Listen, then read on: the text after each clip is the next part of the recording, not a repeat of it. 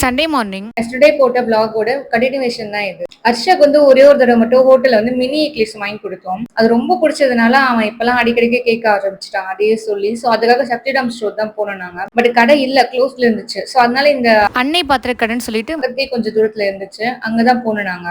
இந்த கடை வந்து ரொம்ப வருஷமா இருக்குன்னு என் ஹஸ்பண்ட் சொன்னாரு.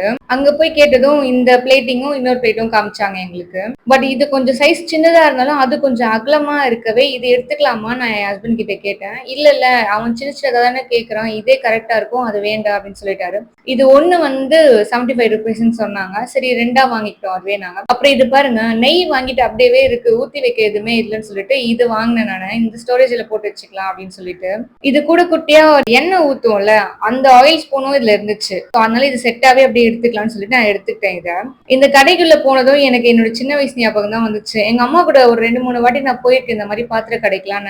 நான் எங்க அம்மாவோட போன கடைசியா பாத்திர கடைக்கு எந்த கடைக்கு போனேன்னா நான் சக்திராம் ஸ்டோர்ஸ் தான் போயிருந்தேனே நான். அப்ப இந்த கடைகளுக்கு எல்லாம் போனா குட்டி குட்டி பிளேட்டு, கிண்ணம், கப்ஸ் இதெல்லாம் இருக்கும்ல, அழகா இருக்கும். இங்கேயும் நான் அதெல்லாம் பார்த்தேன் நானு.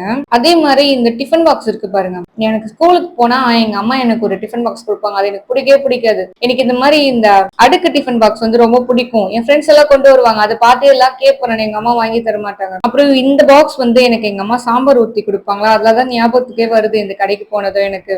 இங்க பாத்தீங்களா, இந்த நம்ம கல்யாண வீட்டுக்கு எல்லாம் போனாக்கா இந்த ஒரு பக்கெட்ல இருந்து சாம்பார் வைப்பாங்க, அந்த குட்டி பக்கெட் தான் இது. எவ்வளவு நல்லா இருக்குல்ல, கியூட்டா. அதோட பெரிய வெர்ஷன் தான் இது.